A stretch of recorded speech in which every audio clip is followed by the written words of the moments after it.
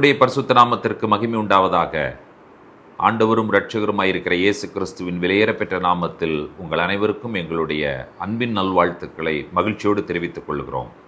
பிரியமான தேவனுடைய பிள்ளைகளே, இன்றிலிருந்து இந்த தவசகால நாட்களுக்காக விசுவாசத்தின் அடிச்சுவடுகள் என்ற தலைப்பிலே வேத தியானங்களை நாங்கள் உங்களுக்கு கொடுப்பதற்கு ஆயத்தமாயிருக்கிறோம்.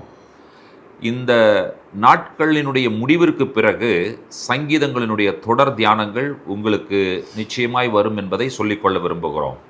ஆகையினாலே இந்த நாட்கள் முழுவதும் நாம் ஒவ்வொரு நாளும் விசுவாசத்தின் அடிச்சுவடுகள் என்கிறதான தலைப்பின் கீழ் பல வித்தியாசமான தலைப்புகளிலே தேவனுடைய வார்த்தையை தியானிக்க இருக்கிறோம். ஆகையினாலே தேவனுடைய வார்த்தைகளை கேட்டு நீங்கள் ஆசீர்வதிக்கப்படும்படி உங்களை நாங்கள் அன்போடு அழைக்கிறோம். கர்த்தருக்குள் பிரியமானவர்களே, விசுவாசம் என்கிறதான வார்த்தை நம்ம எல்லாருக்கும் பரிச்சயமான ஒரு வார்த்தை, எல்லாருக்கும் தெரிந்த வார்த்தை. நம்ம பொதுவாக சபைக்கு போகிறவங்களை நம்ம சொல்கிறது என்னன்னு கேட்டிங்கன்னு சொன்னால் விசுவாசிகள் என்று சொல்லி அழைப்போம். இது நம்ம எல்லாருக்கும் தெரிந்த விஷயந்தான். இந்த விசுவாசம் என்கிறதான விஷயத்தை குறித்து பார்க்கும் பொழுது நிறைய பிரசங்கங்கள் உலகம் முழுவதும் வித்தியாசமான கோணங்களிலே வலம் வந்து கொண்டிருக்கின்றன என்று சொல்லி நம்ம எல்லாருக்கும் தெரிந்த விஷயந்தான். அவங்க என்ன சொல்கிறாங்கன்னு சொல்லி கேட்டிங்கன்னா, நீ விசுவாசி அப்படின்னு சொன்னால் அது என்ன என்கிறதான விஷயத்தை சொல்லும் பொழுது ஒன்றுமே இருக்காது. ஆனால் நீ என்ன பண்ணணும், விசுவாசிச்சுட்டு இருக்கணும். அவங்களுடைய வாழ்க்கையில் சில விஷயங்கள் தவறாக நடக்கும் பொழுது கூட அது தவறாக நடக்கவில்லை என்பதை நீ விசுவாசிக்க வேண்டும் என்பதெல்லாம் கூட செய்திகளாக நமக்கு சொல்லப்படுகிறதை நாம் கேட்கிறோம். ஆனால் அந்த ஃபெய்த் என்கிறதான அந்த விஷயம், விசுவாசம் ரொம்ப முக்கியமான ஒரு வார்த்தை. அதற்காக எபிரேய நிருபக்காரன் விசுவாச வீரர்களுடைய ஒரு பட்டியலை கூட நீங்கள் எபிரேய நிருபக்காரன் கொடுக்கிறதை நீங்கள் படித்திருக்கிறீர்கள். வேதாகமத்தில் நாம் பார்க்கும் பொழுது விசுவாசத்தினால் ஆபிரகாம் என்று சொல்லி காரியங்களை நாம் படிக்கிறோம், கண்டுபிடிக்கிறோம். கர்த்தர் அவனுக்கு அதை நீதியாக எண்ணினார் என்று சொல்லலாம் நாம் வாசிக்கிறோம். இன்றைக்கு ஃபெய்த் அல்லது விசுவாசம் என்கிறதான இந்த வார்த்தைக்கு பின்னாலே எபிரேயத்தில் 2 வார்த்தை இருக்கிறது. ஒன்று பார்த்தீங்கன்னு சொன்னால் எமுனா, ரெண்டாவது பார்த்தீங்கன்னு சொன்னால் பிட்டகான். 2 வார்த்தை இருக்கிறது. சிம்பிள் டேர்ம்ஸில், எளிமையான வார்த்தைகளில் சொல்லணும்னு சொன்னால் யமுனா என்கிறதான வார்த்தை ஒரு இன்டலெக்சுவலான அறிவு சார்ந்த ஒரு புரிந்து கொள்ளுதலை கொடுக்கக்கூடிய ஒரு வார்த்தையாக இருக்கிறது. பிட்டகான் என்கிறதான அந்த எபிரேய வார்த்தை செயல்முறையில், அதாவது ப்ராக்டிக்கல். இதெல்லாம் நாலெட்ஜில் இருக்கோ, நாலெட்ஜில் இருக்கிற விஷயம் எங்கே வரணும்னு சொல்லி கேட்டிங்கன்னு சொன்னால் ப்ராக்டிக்கலில் வரணும்.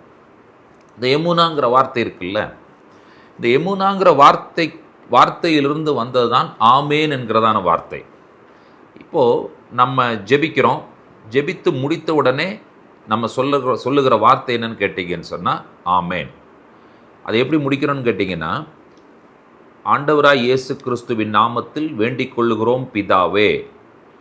முடித்ததற்கு பிறகு நாம் தமிழில் சொல்லணும்னு சொன்னால் விசுவாசத்தினால், அப்படி தான் முடிக்கணும்.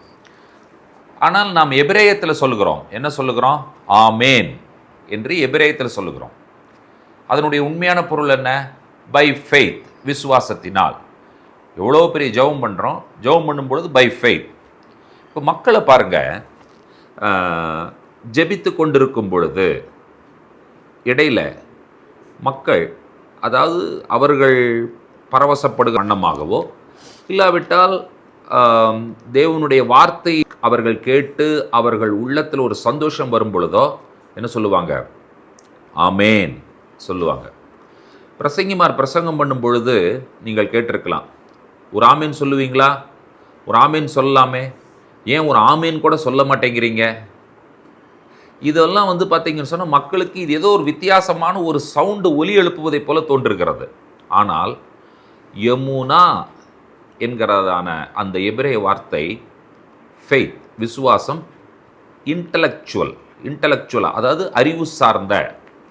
நம்ம ஒவ்வொரு முறையும் ஆமேன் ஆமேன் என்று சொல்லும் பொழுது நாம் அறிவு சார்ந்த விஷயத்தில் இதை என்னுடைய அறிவில் நான் எடுத்துக்கொள்கிறேன், அதாவது என்னுடைய புத்திக்கு இது எட்டி விட்டது, ஆமேன்னு சொன்னீங்கன்னா ஆமாம் இது என்னுடைய புத்திக்கு எட்டி விட்டது என்று சொல்லி நீங்கள் சொல்லுகிறீர்கள். யூதர்களுடைய வழக்கம் என்னென்று கேட்டிங்கன்னா, நம்முடைய வேதாகமத்தில் நீங்கள் பார்த்தீங்கன்னு சொன்னால் மெய்யாகவே மெய்யாகவே பார்த்துருக்கீங்க நீங்கள்.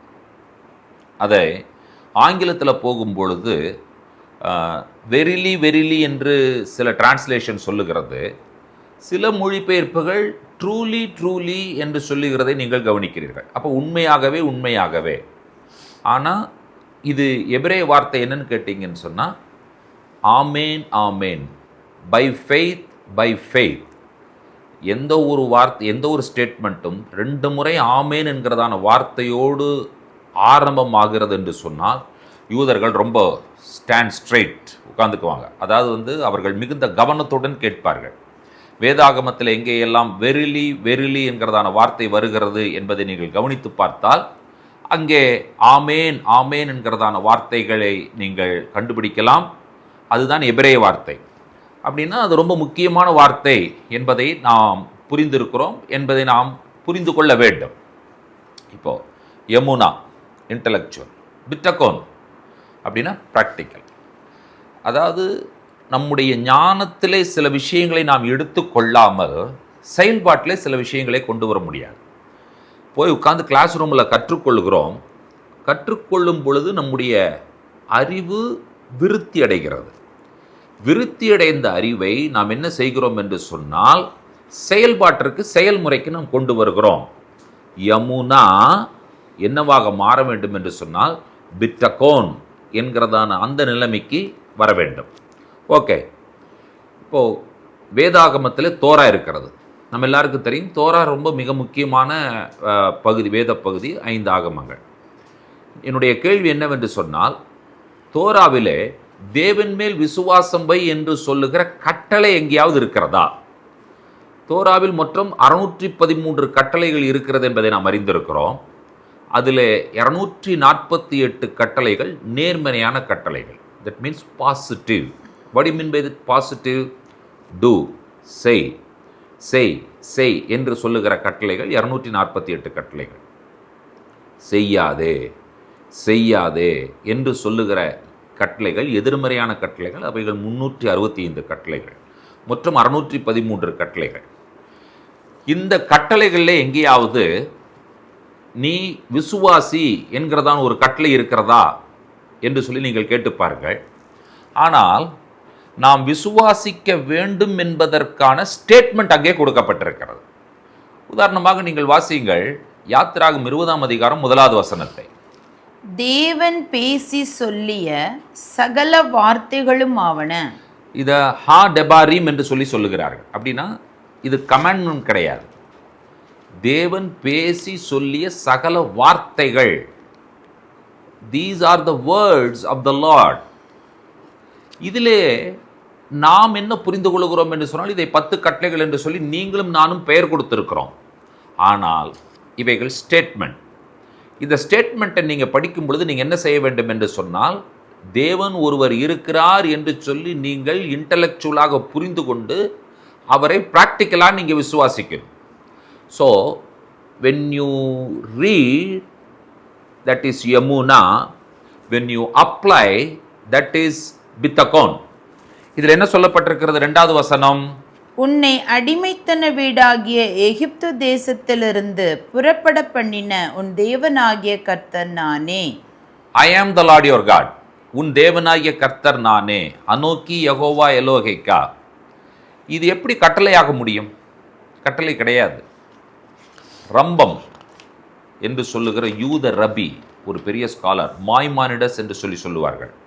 அவர் இதை என்ன சொல்லுகிறார்னு சொன்னால், ஒரு ஆப்ளிகேஷன் என்று சொல்லுகிறார். அதாவது தேவன் ஒருவர் இருக்கிறார் என்று விசுவாசிக்க வேண்டும். It is an obligation to believe in God. தேவனின் மேல் நாம் வைக்கக்கூடிய விசுவாசத்தின் ஒரு தேவை என்பதை இவர் சொல்லுகிறதை நீங்கள் கவனிக்கிறீர்கள். அடுத்தது நாம் என்ன புரிந்து கொள்ள வேண்டும் என்று சொன்னால், சும்மா விசுவாசிக்கிறது மட்டுமே நமக்கு என்ன கொண்டு வராது என்று சொல்லி கேட்டீர்கள் என்று சொன்னால், தேவன் ஒருவர், உண்மையான தேவன் ஒருவர் அல்லது ஜீவிக்கிற தேவன் ஒருவர் இருக்கிறார் என்கிறதான புரிந்து கொள்ளுதலை நமக்கு கொடுக்காது. நம்ம என்ன, நீங்கள் பார்த்தீங்கன்னு சொன்னால் ஒரு மனுஷன் எதையெல்லாம் எப்படியெல்லாம் விசுவாசிக்கிறான், எப்படியெல்லாம் நம்புறான்னு பாருங்கள். ஆம்பளை பொம்பளை, ஆம்பளையாக பிறந்தவன் நான் பொம்பளை என்று சொல்லி விசுவாசிக்கிறான். சேரை டேபிள்னு நம்புறவன் இருக்கான், டேபிளை ஃபேனு நம்புறவன் இருக்கான். இப்படி பார்த்தீங்கன்னு சொன்னால் வித்தியாசமான நம்பிக்கை உடையவர்கள் எல்லாம் இருக்கிறார்கள் என்பதை நான் சொல்லிக்கொள்ள விரும்புகிறேன். பலரும் இந்த உலகத்திலே பல காரியங்களை விசுவாசிக்கிறார்கள், நம்புகிறார்கள். ஆனால் நாம் என்ன செய்ய வேண்டும் என்று சொன்னால், நம்முடைய எமுனா வித்தக்கவனாக மாற வேண்டும். ஃபெய்த், அதாவது நம்முடைய விசுவாசம் ப்ராக்டிஸ் பண்ணப்படணும், வாழ்க்கையில் கொண்டு வர வேண்டும். அது வெறும் விசுவாசமாகவே இருக்கக்கூடாது. ஆகையினால நாம் என்ன செய்ய போகிறோம் என்று சொன்னால், இந்த அற்புதமான பிரயாணம், என்ன பிரயாணம்? விசுவாசத்தின் அடிச்சுவடுகள், ஃபுட் ஸ்டெப்ஸ் ஆஃப் ஃபெய்த் என்கிறதான இந்த பிரயாணத்தில் நாம் பல காரியங்களை கற்றுக்கொள்வதன் மூலமாக தேவன் பேரில் நாம் வைக்கும் விசுவாசம் விருத்தி அடையப் போகிறது. இந்த விசுவாச விருத்திக்கான பிரயாணத்திலே நீங்கள் எங்களுடன் இணைந்திருப்பதற்கு நாங்கள் பெருமகிழ்ச்சி அடைகிறோம். ஜெபிப்போம். உன்னதங்களில் வாசமாயிருக்கிற எங்கள் அன்பின் ஆண்டவரே, நாங்கள் உம்மை விசுவாசிப்பதற்காக அழைக்கப்பட்டவர்கள். எங்களுக்கு விசுவாசிகள் என்கிற பெயர் உண்டு. நாங்கள் ஏதோ அறிவு சார்ந்த விஷயத்தோடு நாங்கள் நின்று கொள்ளாமல் எங்களுடைய வாழ்க்கையில் அதை அப்பியாசப்படுத்த கர்த்தர் உதவி செய்வீராக. இந்த ஜீவ வார்த்தைகளை கேட்டுக்கொண்டிருக்கிற ஒவ்வொருவரையும் கர்த்தர் ஆசீர்வதிக்கும்படியாக ஜெபிக்கிறோம். துதி கன மகிமை உமக்கே ஏறெடுக்கிறோம். இயேசு கிறிஸ்துவின் வல்லமுள்ள நாமத்தில் வேண்டுகிறோம் பிதாவே. ஆமேன், ஆமேன். கர்த்தர் தாமே நம் ஒவ்வொருவரையும் நிறைவாய் ஆசீர்வதிப்பாராக. ஷலோம்.